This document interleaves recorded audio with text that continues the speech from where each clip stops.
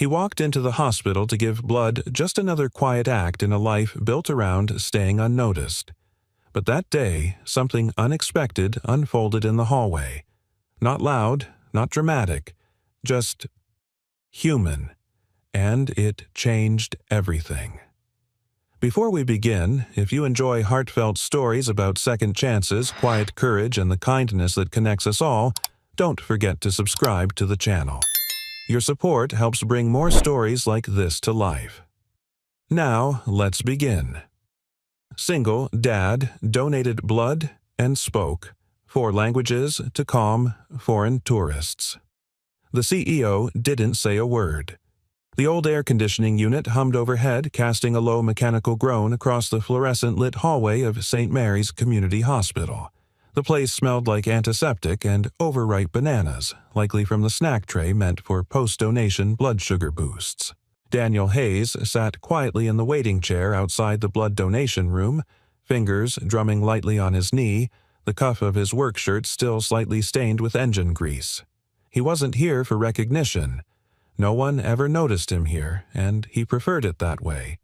He gave blood once a month. It wasn't charity, it was routine, a ritual that made him feel useful in a world that had all but forgotten him. Mr. Hayes, a nurse called. He stood tall but modest in demeanor, mid-40s, ruggedly handsome in a quiet, worn way. There was something about the way he moved, steady, precise, that suggested he used to hold himself differently once, like a man who used to speak in front of people or to them in rooms with more power than this one. The nurse guided him into the blood donation room. He smiled politely, rolled up his sleeve, and leaned back. 15 minutes later, as his blood flowed gently through the tube into the collection bag, the hallway outside exploded into disarray. "Help! Please! She's fainting," someone shouted in a thick accent. A woman's scream followed. The nurse by Daniel's side stiffened. "I'll check it out," she said, dashing into the hallway. Daniel turned his head just in time to catch a glimpse through the doorway. A group of elderly tourists stood in panic. One woman, clearly the leader of the group, was slumped on the floor, pale and sweating, surrounded by companions who were yelling over one another in 3 different languages. French, Japanese, and he thought Italian. The front desk nurse looked utterly lost. Daniel didn't even think. He yanked the cotton ball from his arm, pressing it hard as he stood. Blood dotted his shirt. He stepped into the hallway, holding up both hands.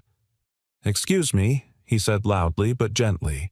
The crowd paused, slightly stunned by the American man's sudden appearance. Then Daniel switched to French, calmly asking, "Est-ce qu'elle est diabétique? A-t-elle pris ses médicaments aujourd'hui?" One woman gasped and nodded quickly, answering in rapid French. Daniel translated aloud to the nurse. Then he turned to the others, now speaking Japanese, asking one man to fetch the woman's bag. The man blinked in surprise, then obeyed. Behind him, a younger man in the group started sobbing in Italian. Daniel moved closer and spoke softly to him in his native tongue. The young man's shoulders dropped. He nodded.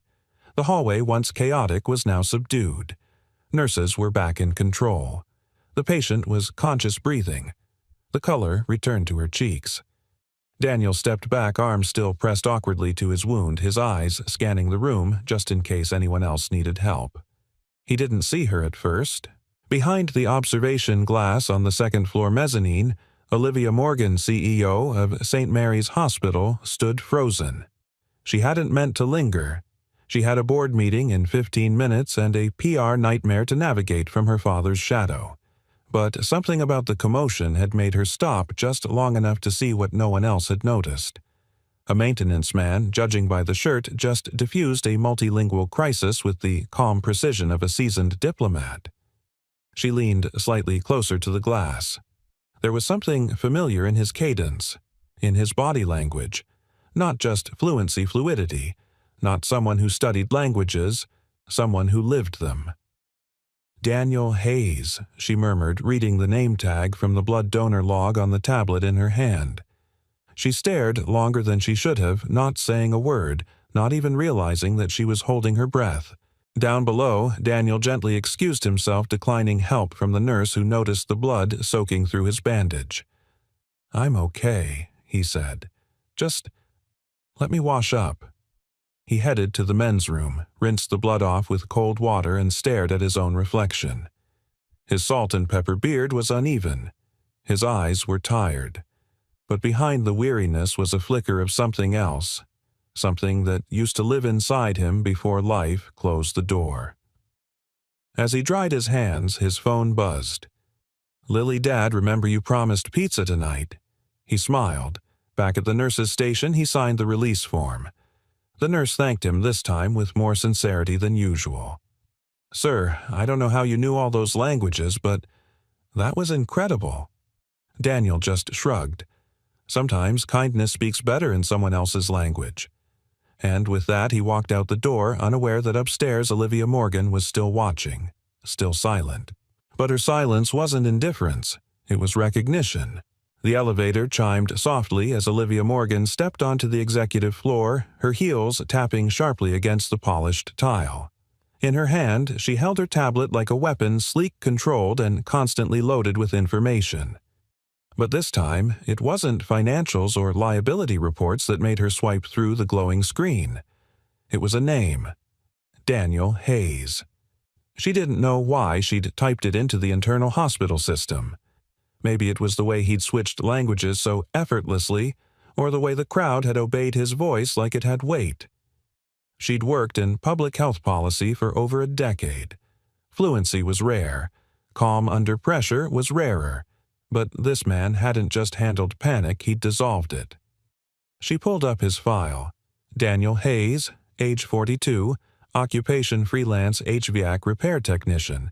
Address South Maple Mobile Park Unit 14. First donation 7 years ago. Total donations 36. A single scan of his medical record told her what she already sensed: he was healthy, consistent, and almost invisible. But what stood out wasn't what was there. It was what wasn't. No emergency contacts, no spouse, no employment history before 7 years ago, no insurance records, no criminal record, just blank space. Her eyes narrowed. Blank space in a life like his was rarely a coincidence. Someone knocked lightly on the office door. "Ma'am, your meeting with the community outreach director is in 5.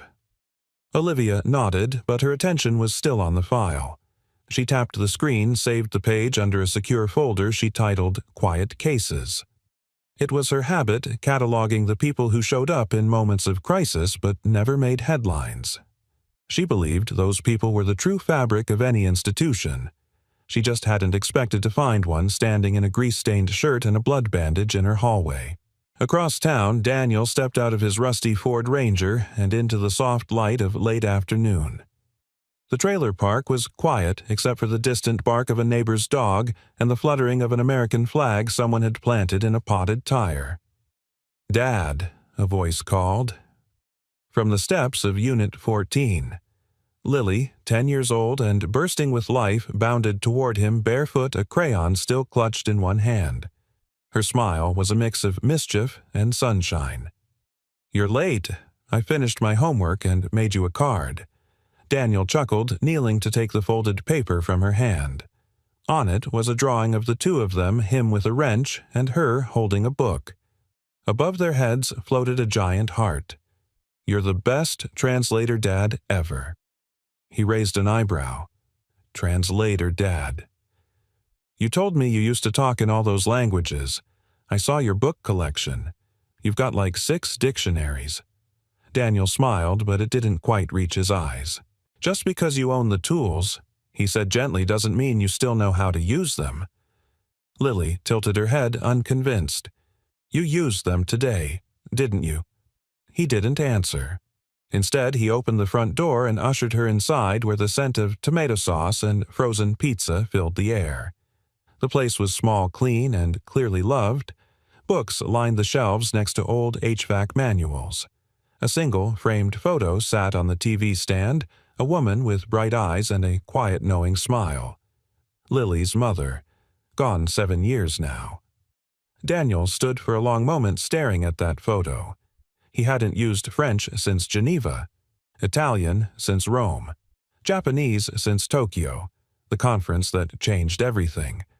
And yet today, when that woman collapsed and people cried out in voices no one else could understand, it had come back not like a skill, but like a calling. He hadn't expected it to feel so right. The next morning, Olivia arrived early. She hadn't slept much. She kept replaying the image of Daniel in her mind, how he translated pain into comfort. It was the kind of thing she wished her hospital could do more often, especially now. St. Mary's was under fire. Her father's old contracts had drawn scrutiny. The board whispered about selling a controlling share to a for-profit healthcare group. She had weeks, maybe less, to prove the hospital's worth beyond its bottom line. She opened a meeting with the community liaison and paused halfway through her speech. "What if we created a multilingual response team?" she asked. Volunteers trained for cultural emergencies, language customs, emotional de-escalation. The staff blinked. Olivia continued, her tone calm but fierce. "We can't control who walks through our doors, but we can control how prepared we are to meet them where they are." It was the first time in weeks her staff looked hopeful. As the meeting broke, Olivia stayed behind. She opened her laptop. Her fingers hovered above the keys. Then she typed Daniel Hayes, invitation to consult. But she didn't send it.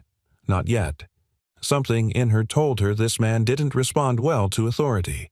He'd show up for people, not policies. She'd need to meet him where he was.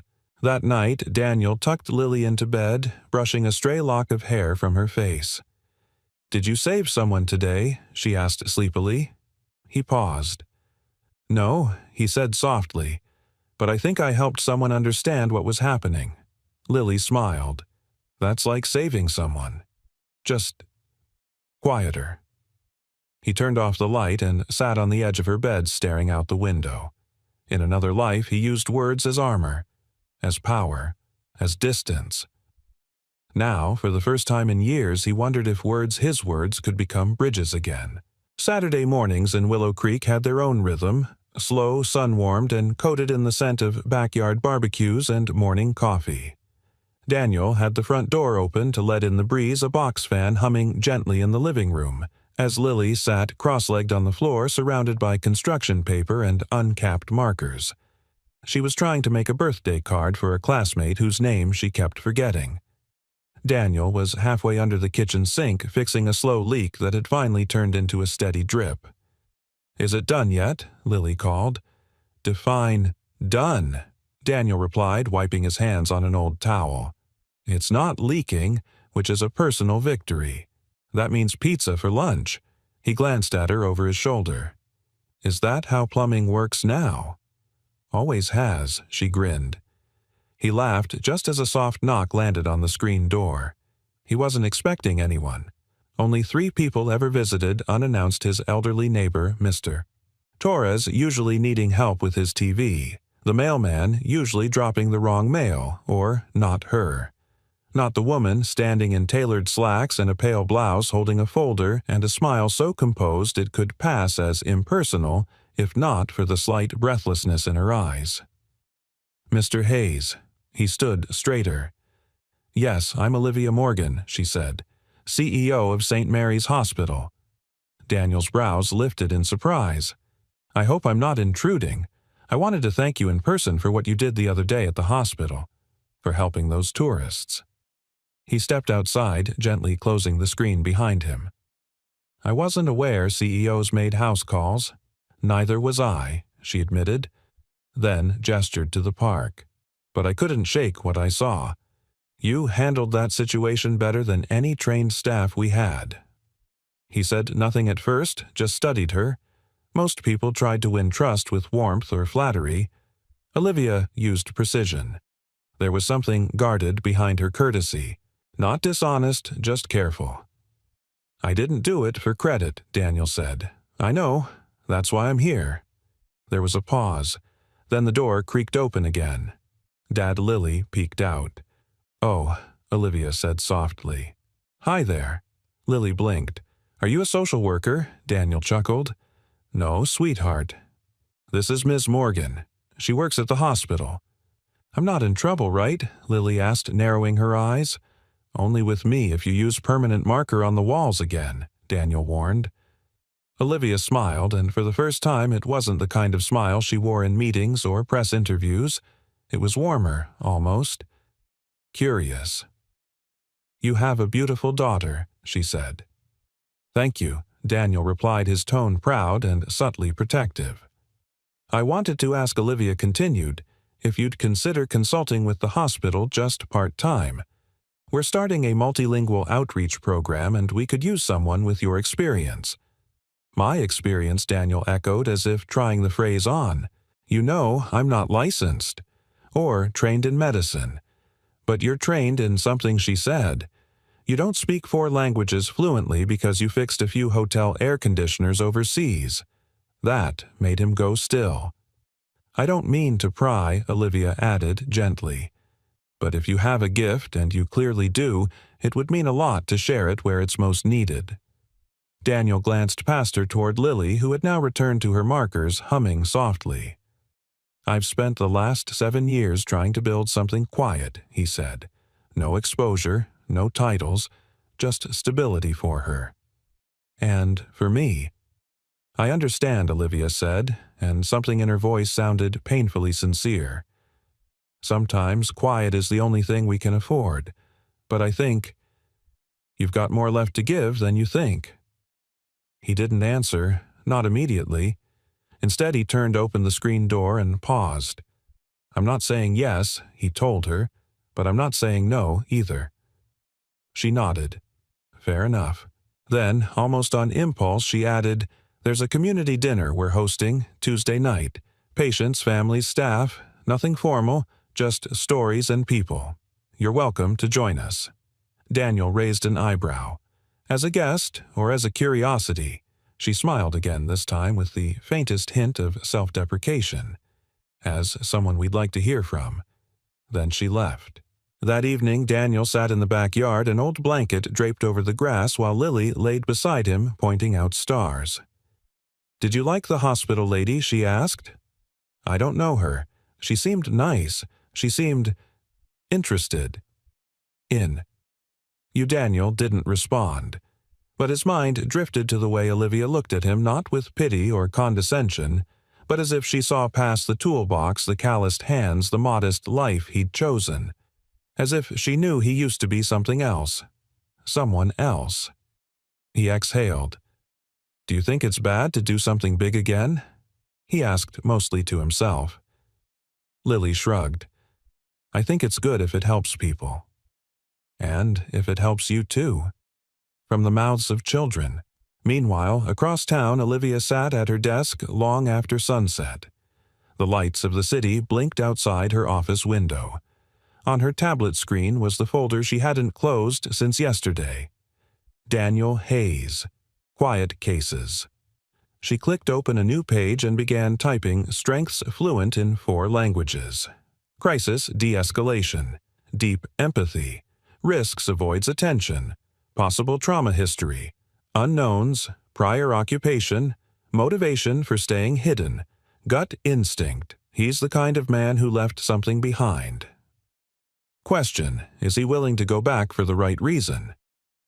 She stared at that last line for a long moment, then deleted it.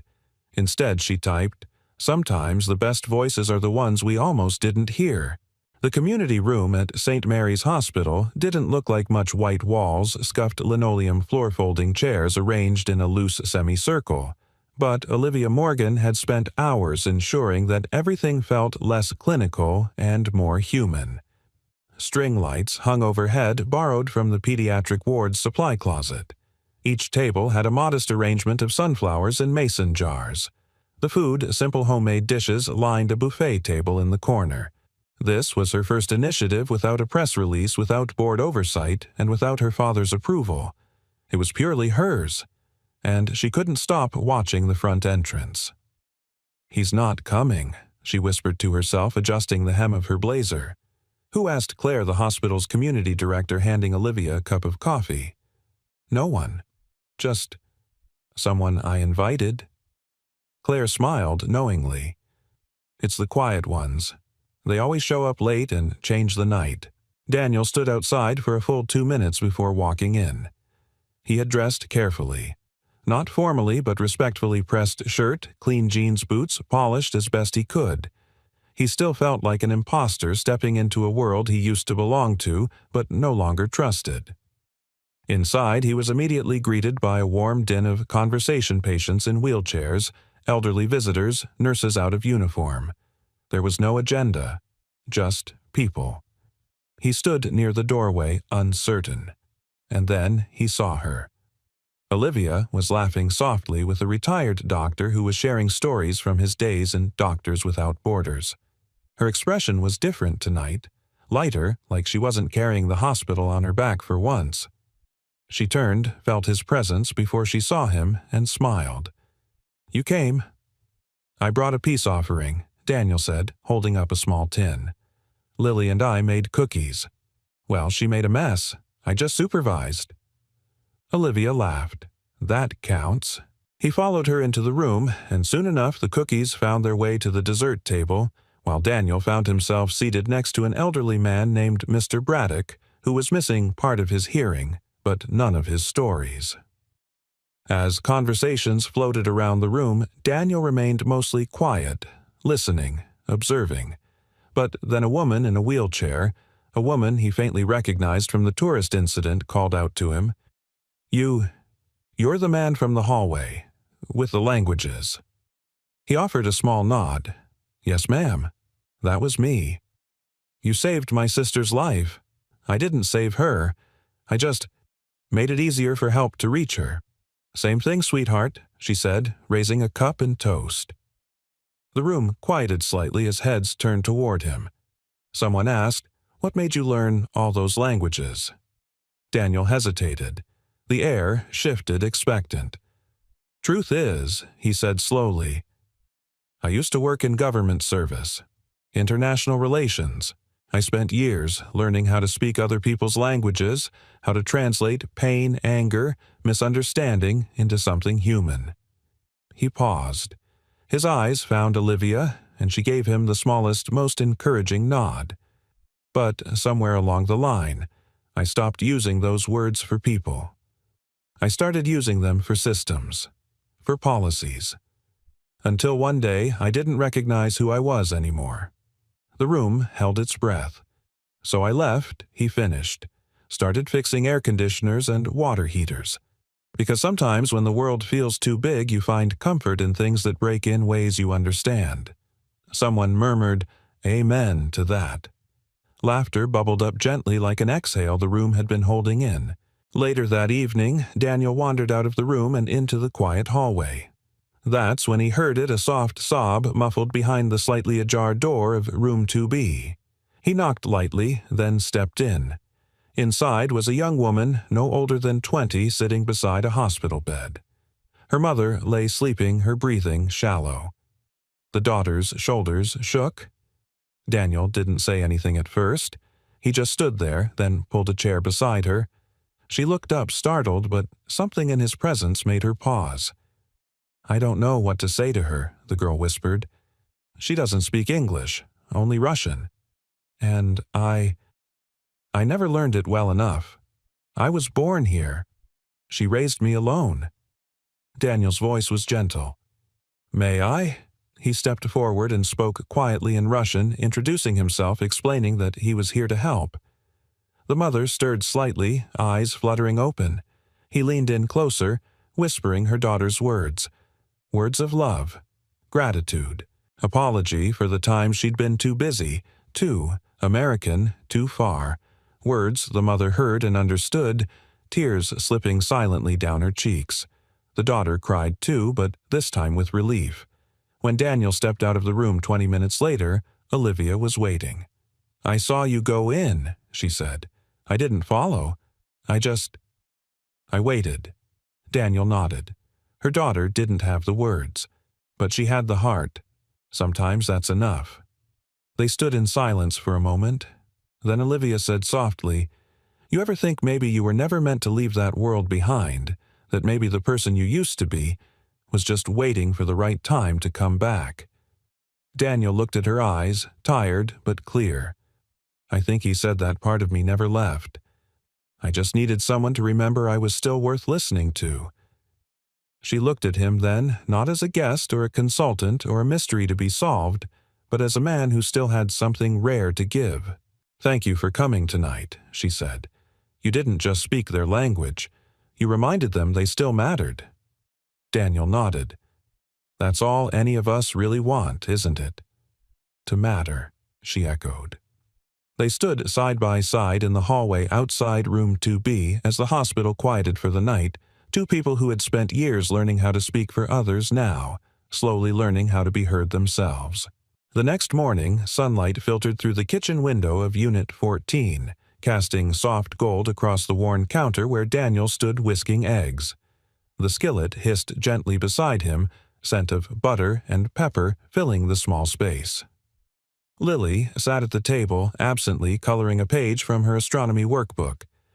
"Did you like the dinner?" she asked, not looking up. Daniel turned the heat down. "I did." "Did she like you?" Lily glanced up, now eyes sharp and curious. He gave her a look.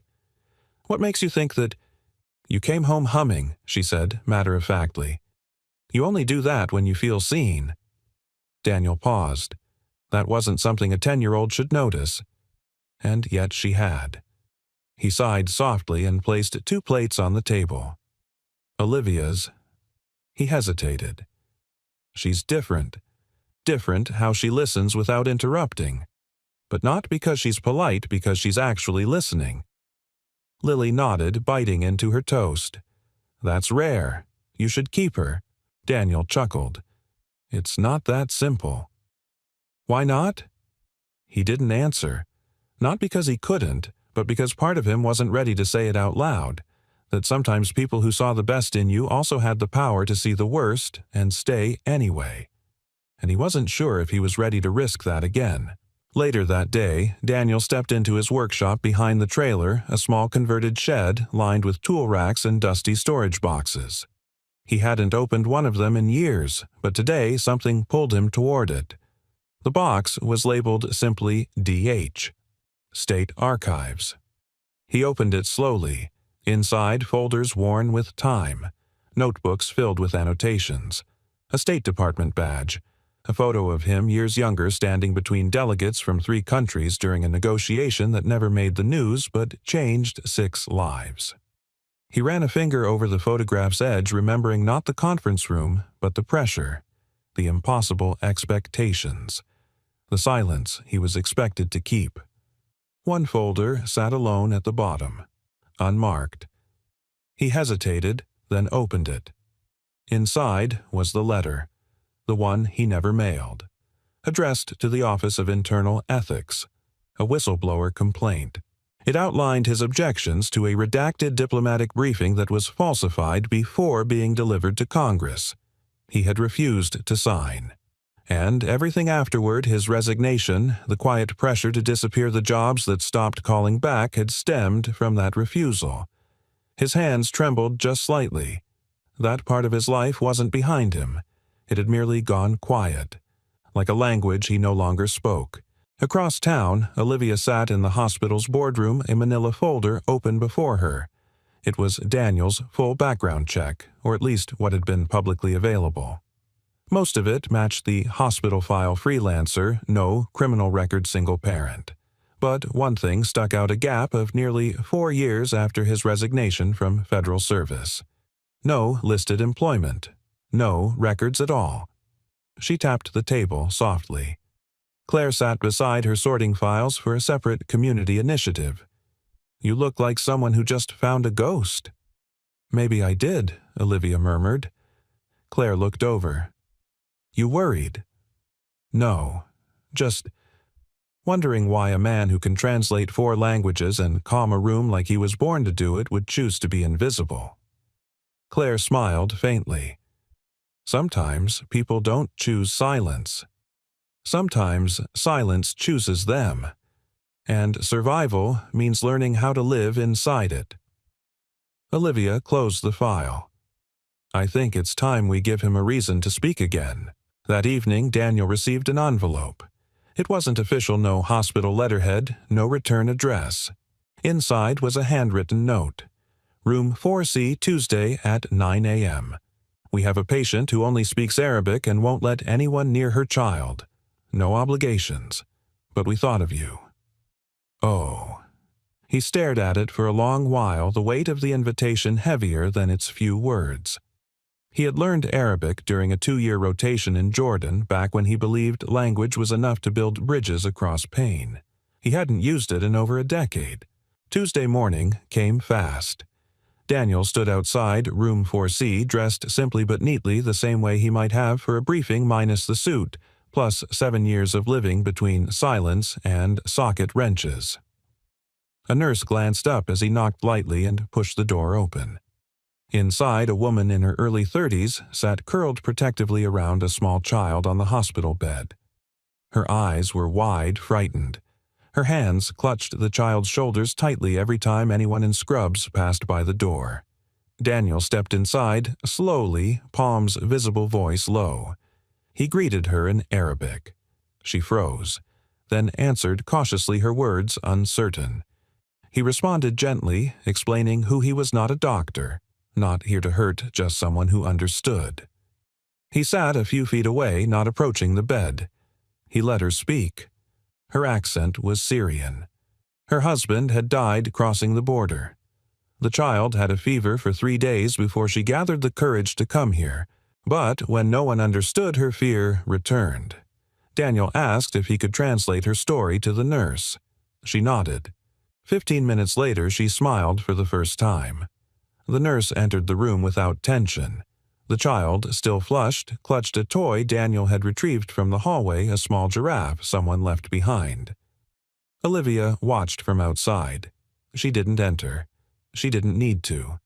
She already knew what she'd see, a man who thought he had walked away from his calling now returning to it, not through obligation, but through compassion. When Daniel stepped out of the room, Olivia was still there. He said nothing.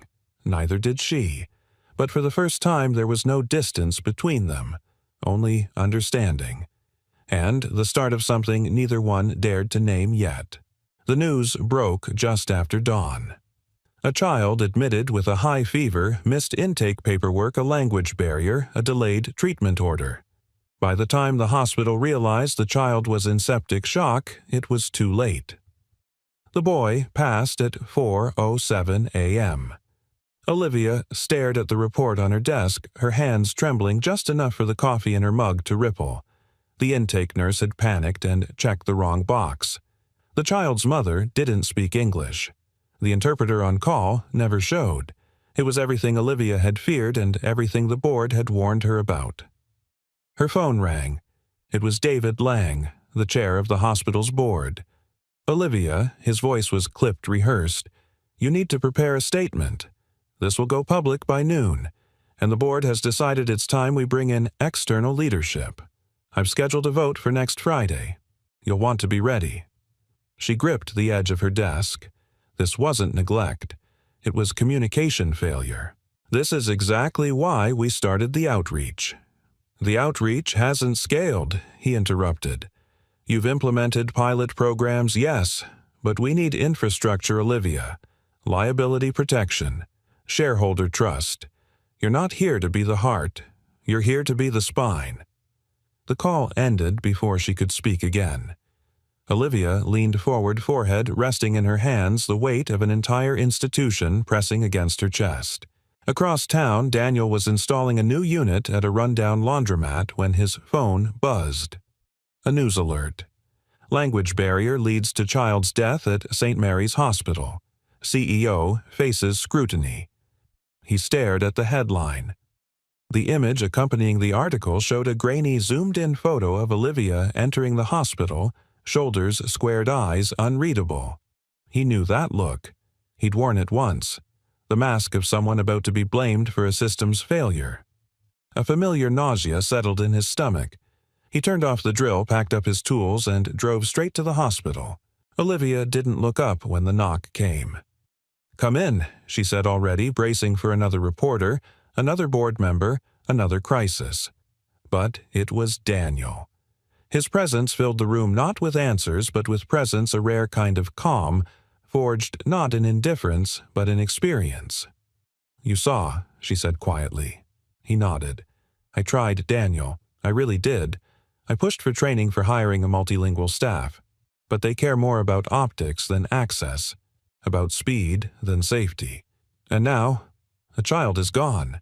She didn't cry. That was what hurt him most. She looked like someone who wanted to cry but had been told too many times not to. Daniel sat across from her. "This isn't your fault," she scoffed. "Isn't it you don't control every intake, every form, every delay?" "But I said we could handle it," she whispered. "I told them we were building the system to prevent this." "You were," he said. "But a system built right takes time, and they're using tragedy as an excuse to strip you of authority." She looked up at him now, eyes sharper wounded. "You sound like you've seen this before." "I have," he said, "and I lost everything because I stayed silent." The silence in the room thickened. Olivia leaned forward. "What happened, Daniel? What did you walk away from?" He took a breath. "I was assigned to an international committee," he began. "We were supposed to review intel for a pending trade agreement. But one report, just one, had language that didn't match the original source. I flagged it. They asked me to let it go. It won't affect anything, they said. But it would have. It would have misrepresented an entire ethnic group, justified a policy that would hurt families. I refused to sign." "And they buried it?" Olivia asked. "They buried me," Daniel said, voice low. "Overnight, my clearance was suspended. Job offers vanished. Even people I mentored stopped calling back. The message was clear: speak up, disappear." He looked at her then, not just as an ally, but as someone who could soon face the same fate. "They're going to use this," he said. "Not to fix the system, but to replace you with someone easier to control." "I know," she said. "But you still have time." She looked at him unsure. Time to do what? To fight it, not with politics or statements, with truth, with people who'll stand beside you, not behind closed doors, but in front of them. Daniel reached into his pocket and slid a folded sheet of paper across her desk. It was a list, names of patients, nurses, volunteers, people from the multilingual outreach events who wanted to testify to speak about the program's impact, in different languages. On the record. Olivia unfolded it slowly. "How did you get these?" He gave a half smile. "I asked. Turns out kindness has a longer memory than scandal." She exhaled, then looked him dead in the eye. "Would you speak at the hearing?" "Yes. On record." "Yes, even if it brings your past back into the spotlight." Daniel nodded once. "It's already back. I'd rather be the one holding the light than hiding from it." For the first time since the crisis broke, Olivia's shoulders relaxed. Not because the storm had passed, but because she wasn't alone in it. That evening, as twilight turned the sky gold, Olivia walked into the pediatric wing and sat beside the empty bed in room 219, the boy who didn't survive. She placed a small origami crane on the pillow folded from the hospital's intake form. No press, no audience, just silence. Then she stood and began preparing for war, not with anger, but with truth. And the quiet army that had begun to rise around her. The hearing room on the 5th floor of City Hall was sterile and cold, a place where words were dissected rather than understood. Long mahogany tables divided the space between those who spoke and those who judged. Reporters lined the back wall, their camera lenses watching like predators in tall grass. Olivia stood in front of the microphone, her hands folded calmly, though every fiber of her body vibrated with the weight of what was at stake. Behind her sat the hospital board members, men in navy suits who once welcomed her as a legacy leader, and now, after one tragedy, had turned stone-faced. Across the aisle sat families, community volunteers, and patients. The room was fuller than she expected. Too full for her to believe this was just another review meeting. This was war. The chair of the review committee cleared his throat. Ms. Morgan, as CEO of St. Mary's, do you accept full responsibility for the recent death due to a language barrier under your leadership at TRAP? I accept responsibility for the system I inherited, the one I've been working tirelessly to change, she said evenly. But I will not accept the notion that meaningful reform can be demanded overnight without proper investment or support. The room murmured. Cameras clicked. The chair raised an eyebrow.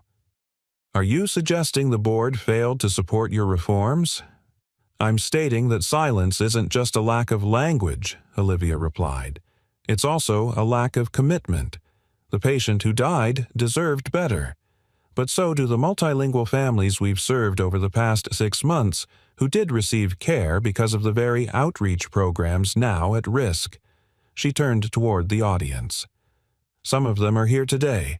I ask the committee's permission to let them speak. A pause. The chair nodded reluctantly. They have 5 minutes.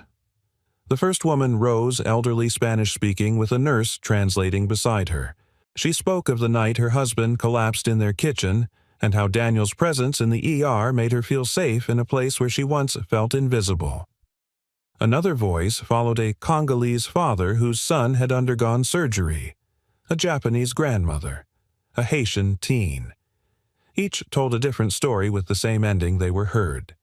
Then Daniel stood. He didn't take the microphone. He stood beside Olivia instead. My name is Daniel Hayes, he began, voice firm. I've served this hospital informally for months. I've translated for patients in French, Japanese, Russian, Arabic, and Spanish. Not for pay, not for recognition. But because when someone is in pain and no one speaks their language, that pain deepens. A reporter's camera flashed. But I also come from another world, Daniel continued. I once worked as a diplomatic interpreter. I know what happens when information is distorted, when people pretend understanding isn't necessary. It cost me my career. He pulled a folded sheet from his pocket. This is a copy of a letter I wrote over a decade ago. I never mailed it.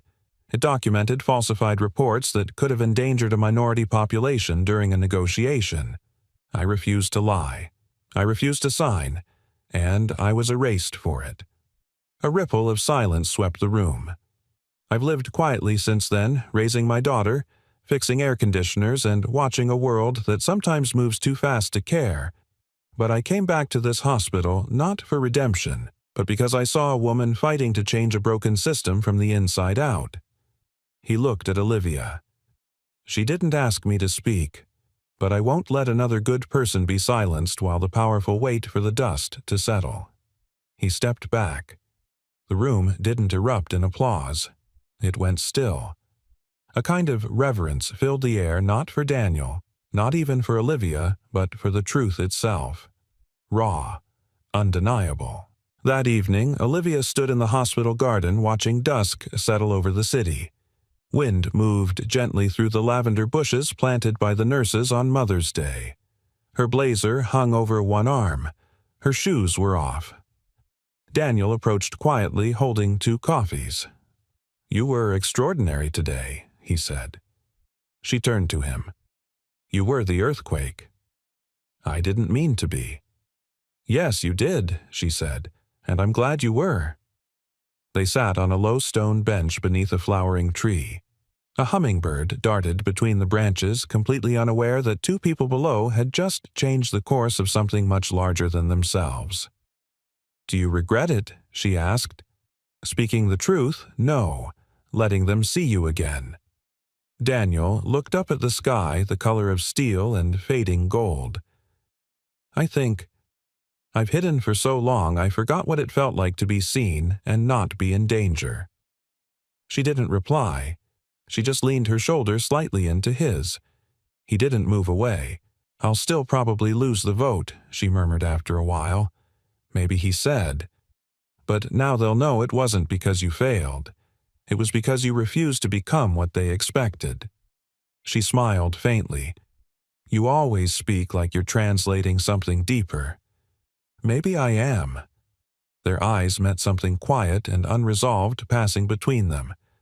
Not a confession, not yet, but a promise that something had begun. Not in a boardroom, not in a language, but in understanding. It rained the morning of the vote. Not the kind of dramatic storm that made headlines or flooded sidewalks, but a soft, persistent drizzle, the kind that seeps into your bones and makes everything feel heavier than it is. Olivia stood in the staff parking lot staring up at the gray sky, her blazer draped over one-arm hair pulled into a practical twist. Inside, the board was preparing. She knew their rhythm by now, the private discussions, the casual but loaded glances, the veiled language of liability and reputation. What they didn't say was louder than what they did. She pulled her phone from her pocket thumb, hovering over Daniel's number. She hadn't seen him since the hearing 2 days ago. Not because she didn't want to, but because something in her had changed. She wasn't standing alone anymore, but that also meant she couldn't run from herself. She didn't call. Instead, she turned and walked toward the entrance. Daniel was already there. He stood just outside the auditorium, dressed in a charcoal button-down and jeans hands folded behind his back. He hadn't been asked to attend. He had chosen to. He watched as hospital staff filed in, some hopeful, some resigned. Claire approached him with a warm smile and a nod. "She's going to be fine," she said. Daniel nodded, though something in his chest pulled tight. "She's brave. She's not the only one." He gave a quiet smile, then stepped aside, watching the glass doors swing closed behind the last board member. The vote was in motion, and the outcome was out of their hands. Inside the auditorium, Olivia stood tall as the chair of the board announced the motion: to instate external leadership over St. Mary's Community Hospital and transition CEO responsibilities, effective immediately. The vote was called. One by one, hands raised. 7 members, 4 in favor, 2 against. Then came David Lang, the chair. His vote would break the tie. He looked at Olivia for a long time, then his hand rose against. A collective exhale rippled across the room. Lang cleared his throat. "The motion fails. Ms. Morgan will retain her position as CEO." Olivia didn't move. Not immediately. Then she turned, nodded to the room, and walked out. Not in triumph, but with a kind of grace that belongs only to those who have fought hard enough to earn it. Outside, Daniel stood beneath the awning, watching the last of the rain taper off. When he saw her approach, he stepped forward. "They kept you." She smiled. "No, I stayed." He nodded. "I'm glad." She studied him for a moment, her eyes quieter than her voice. "There's something I want to show you," she said.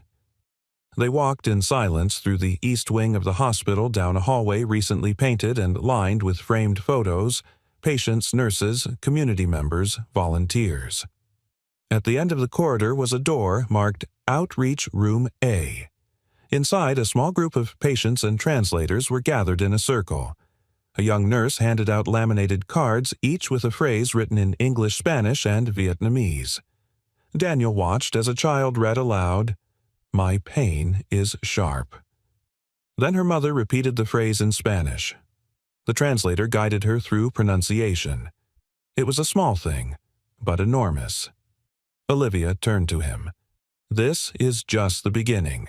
We'll train more, fund more, bring in community leaders from every language group we serve." Daniel's eyes flicked to the banner above the doorway. "Language is care." He smiled. "You're changing the system from within." "You helped me remember why it matters," she said, "and why it's not about speaking perfectly, but listening fully." They stepped outside the room. For a long beat, neither said anything. Then Olivia reached into her pocket and handed him a folded piece of paper. It was a hand-drawn flyer. A list of upcoming community nights translated into 5 languages. In the corner beneath the contact name was his Daniel Hayes, lead cultural consultant. He blinked. "I didn't apply. You didn't have to." He opened his mouth to protest, then stopped. "I'd have to say no to a few repair jobs," he said with a smirk, "and say yes to something bigger." He looked at her. Not the CEO, not the woman in the blazer and the title, but the woman who had chosen not to fold when it would have been easier. "I don't have a title for what this is between us," he said. "You don't need one," she replied, and then she did something neither of them expected. She reached out and took his hand. Not bold, not desperate, just steady. "Language is care," she said softly, "but sometimes silence says the most." Daniel didn't speak. He didn't need to. Instead, he tightened his fingers around hers and stood beside her. Because for the first time in a very long time, he wasn't translating someone else's truth. He was living his own. It was Sunday morning, the kind that unfolded gently quiet wind brushing against the window panes, the scent of cinnamon, and brewed coffee floating through Daniel's small kitchen. Lily sat at the table in her favorite hoodie sleeves, too long for her arms, hunched over a crossword puzzle with her tongue peeking out in concentration. Daniel across the table was holding a pen he hadn't used in years. A real one. Not for invoices or repair notes or hospital forms, but for words that mattered. He glanced at his daughter, then looked down again at the blank sheet of paper in front of him, the kind that felt heavier than its weight. He began writing. "Dear Lily, if you're reading this someday, it means I've finally found the courage to put down the things I've been carrying, the things I never meant for you to hold. You once asked me why I knew so many languages. I told you stories about traveling, about school, about fixing things for people who couldn't explain what was broken. That was only part of the truth. Years ago, before you were born, I worked with people who made decisions that shaped countries. My job was to make sure everyone understood each other word for word. I thought that if I translated well enough, no one would feel unseen. But one day, I saw something I couldn't translate into anything good. A document rewritten to hide pain. A truth bent to justify harm. I was asked to sign it. I said no. That no changed everything. The phone stopped ringing. Doors closed without being slammed. I became invisible. And maybe that was fair because I had been part of something that left people voiceless even if I didn't mean to be. When your mom passed, I didn't know how to be a father and a man without a title at the same time. I didn't know how to build a life out of silence. But then you arrived with your laughter and your stubbornness and your fire. You asked questions I didn't want to answer. And then, one day, you stopped asking and just trusted me anyway.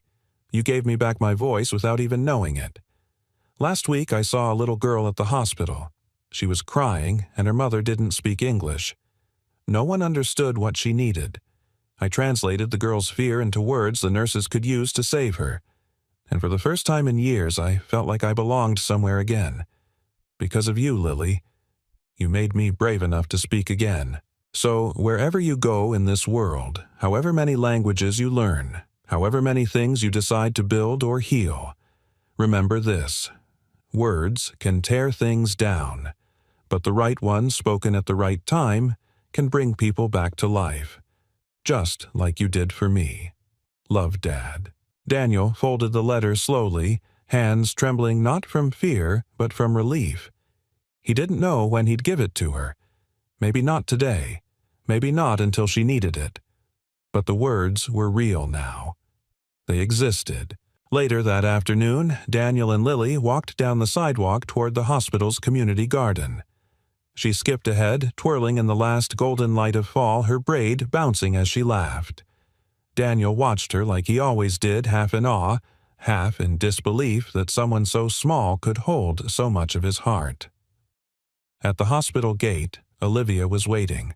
She wore a loose denim jacket over a turtleneck and jeans, her hair down for once, waving in the wind like something alive. In her hands was a steaming thermos and a bag of Lily's favorite lemon cookies. "You're here," she said, smiling. Lily ran ahead to greet her, accepting the cookies with the seriousness of a business deal. Daniel approached slower, but the smile that pulled at the corner of his mouth was easier now, less like a reflex, more like a choice. "We were overdue for sunshine," he said. Olivia gestured toward a bench in the middle of the garden beneath the old oak tree where volunteers had tied ribbons with names and prayers. They sat in companionable quiet while Lily explored the rows of herbs and sunflowers. "I heard about the hearing follow-up," Daniel said eventually. "You got funding approved for the expanded outreach." Olivia nodded. 25 new interpreters, plus cultural training for all staff, full-time roles with benefits. He raised an eyebrow. That's big. It's necessary. She turned to him, her expression softer. And I couldn't have done it without you. Daniel looked away, not out of modesty, but because something inside him still struggled to accept being seen as part of something good again. You did it because it was right, he said. So did you, she replied. You didn't just speak up. You stayed. You stood next to me. He gave a slow nod. Then she added more quietly, You don't know what that meant to me. He did, because in her eyes he saw the same thing he'd seen in his own reflection the day he started writing to Lily, a person no longer hiding, a person building again. She reached out her hand, brushing his on the bench, and this time he took it without hesitation. Not because he needed her to fix him, but because she never asked him to. They watched Lily chase a butterfly between the flower beds, giggling as she nearly tripped over her own shoelace. I think she's going to change the world, Olivia said. Daniel smiled. She already changed mine. The hospital auditorium looked nothing like it had 6 weeks ago. The harsh overhead lights had been dimmed to a gentle amber glow. Rows of chairs had been rearranged into circles, inviting conversation rather than division. The podium was replaced by a simple microphone stand in the center of the room. Around the perimeter, small placards in multiple languages read, Tonight we listen in every language. The event was called the Night of Quiet Voices, an idea Olivia and Daniel had co-created after the board vote. No speeches, no donors, just stories, real ones told by the people whose lives had been changed by the act of being understood. Daniel arrived early. He wore a soft, black sweater sleeves pushed up and jeans that still had traces of caulk along the seams from a morning repair job. He didn't dress for attention. He never had. But Olivia noticed anyway. You came, she said as he joined her near the stage. I promised I would. She looked at him for a beat, then reached into her coat pocket and handed him a small folded piece of paper. His name was written on the front. He opened it. Inside was a printed copy of the hospital's newly ratified charter, highlighted in yellow the line, Cultural Consultant. Daniel Hayes, Founding Contributor. He blinked. I didn't know you were submitting this to the board. I didn't ask for permission, she said. I just gave them the truth. Daniel folded the paper carefully this time and placed it in the inside pocket of his coat like it was something sacred. Olivia continued, I'm introducing you tonight, but the mic is yours. Say whatever you want. Daniel smiled faintly. I'm better when I don't prepare. I know, she replied, and the ease between them said more than any script could. By 7 o'clock the room was full. Nurses still in scrubs. Elderly couples bundled in scarves, high school students with clipboards, refugees with weathered hands, people who had once walked into St. Mary's afraid unheard, unseen, and had found someone who spoke their language literally or figuratively. Olivia stepped up first, offering only a short welcome. No introductions tonight, she said. No credentials, just voices. She stepped aside and Daniel walked into the center. There was no podium to stand behind. Just him, the mic, and a room full of eyes that were tired of being looked through. He cleared his throat. I never thought I'd speak in a place like this again. A pause. I used to think language was about power. If you knew the right words, you could change the outcome of a meeting, negotiate peace, avoid disaster. He looked around the room. But that's not true. Language isn't power. Kindness is. And kindness doesn't always come in full sentences. He took a breath. 7 years ago, I lost my voice not because I forgot how to speak, but because I stopped believing anyone wanted to listen. I fixed machines.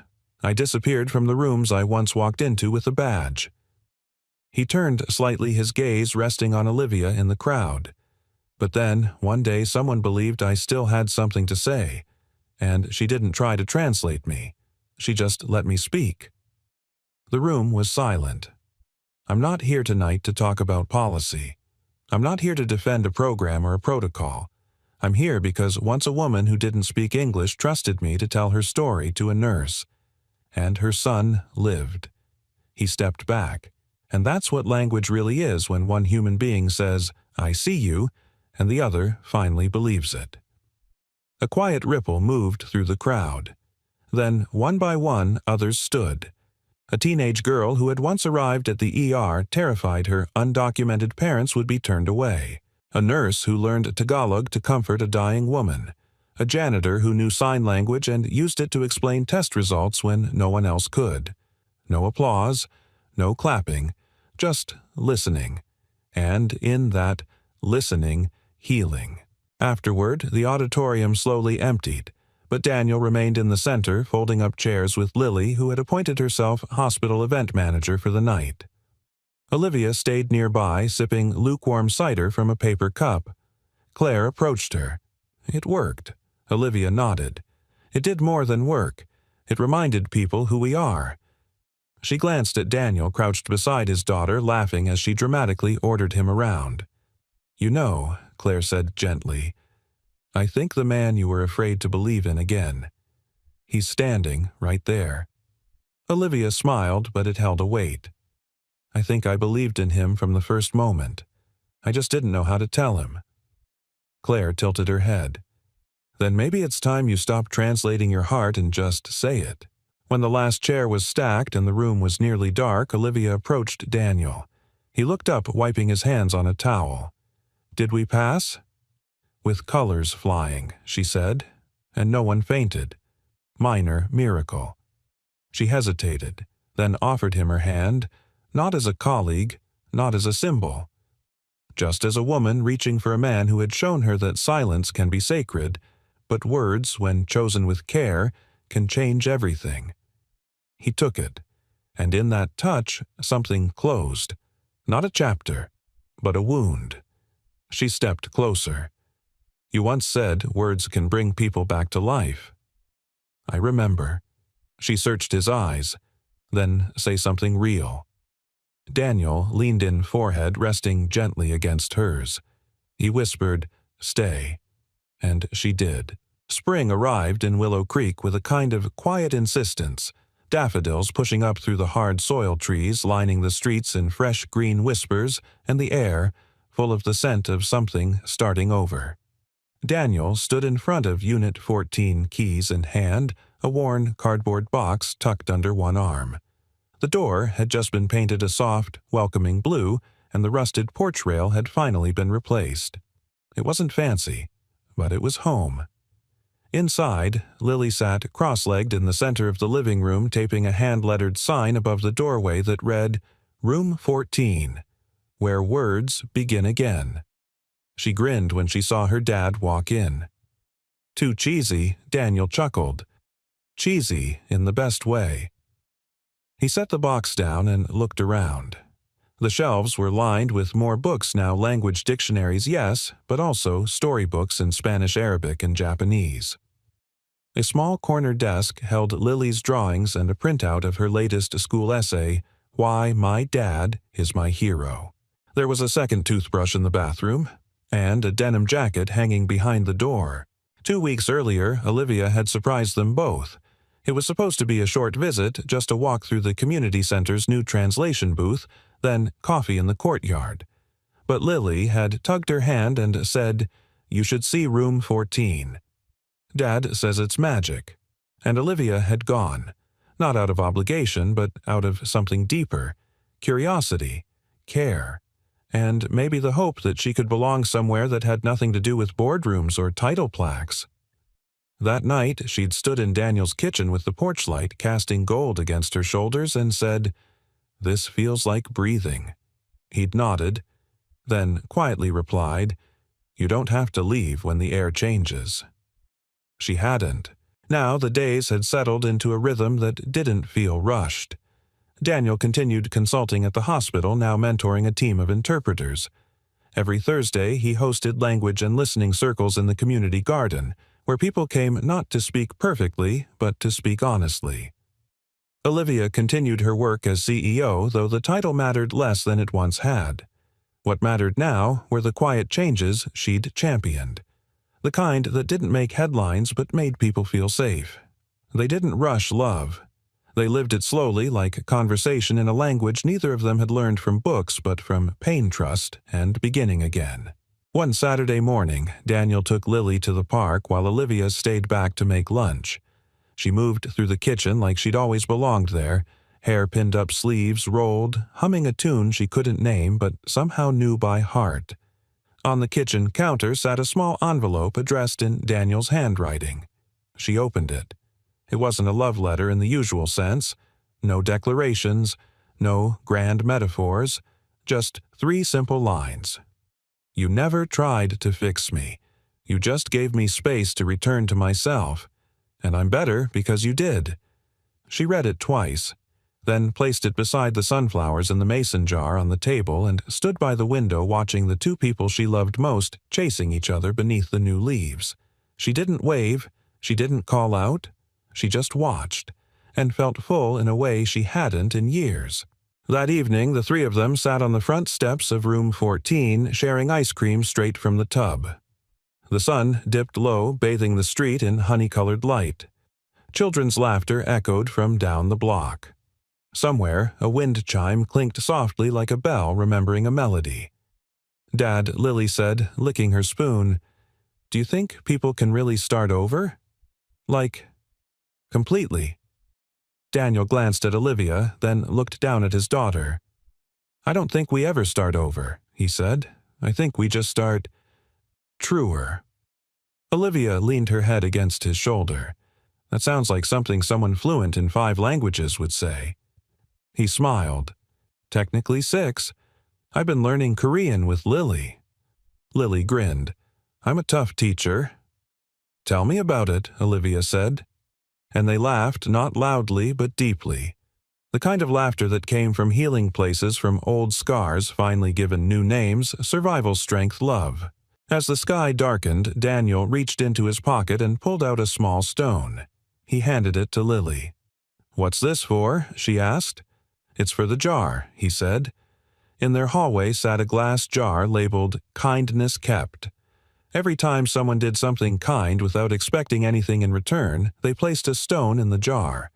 Lily turned the stone in her hand, then dropped it in. A soft clink. One more kindness.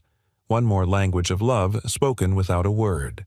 And so, in a small house with a blue door beneath a sky that promised new days, 3 people who had once lived between silences built a life full of listening, full of understanding, and above all, full of the kind of love that didn't need to be translated, because it was already understood.